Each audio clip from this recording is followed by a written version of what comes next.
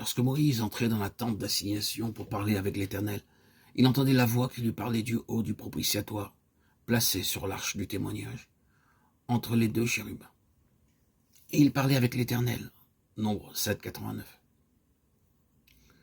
Comment pouvons-nous prouver que la gloire de Dieu est parmi son peuple? Depuis le jour où la gloire de Dieu avait rempli le tabernacle, il commença à parler d'entre les chérubins par-dessus le propitiatoire.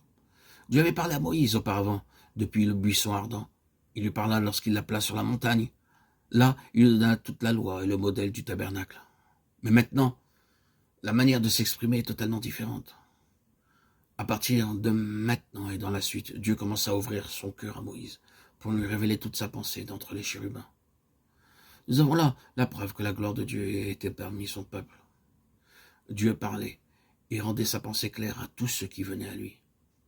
C'était le privilège de qui que ce soit parmi les 12 tribus de consulter Aaron, le souverain sacrificateur, pour découvrir la pensée de Dieu et la volonté de Dieu, pour des questions personnelles, familiales, ou pour toute autre question concernant l'assemblée.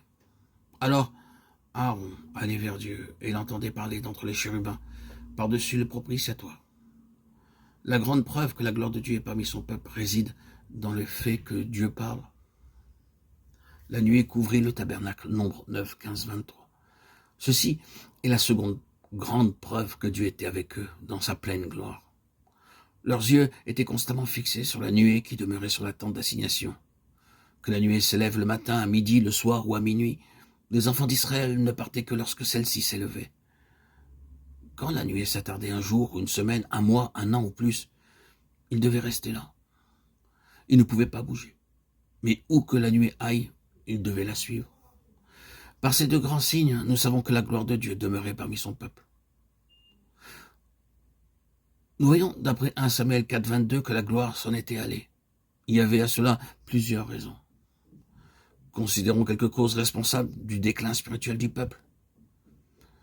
Dans Juge 21, 25, la première raison de leur faillite et de leur stérilité était que chacun faisait ce qui lui semblait bon.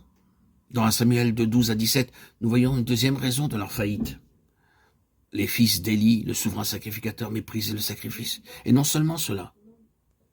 De même, les fils d'Élie, le souverain sacrificateur, méprisaient le sacrifice. Et non seulement cela, ils usaient de leur force. Il nous est dit dans le verset 13 de 1 Samuel 2, 12 à 17, qu'ils avaient une fourchette à 3 dents pour prendre la viande qui était destinée à Dieu.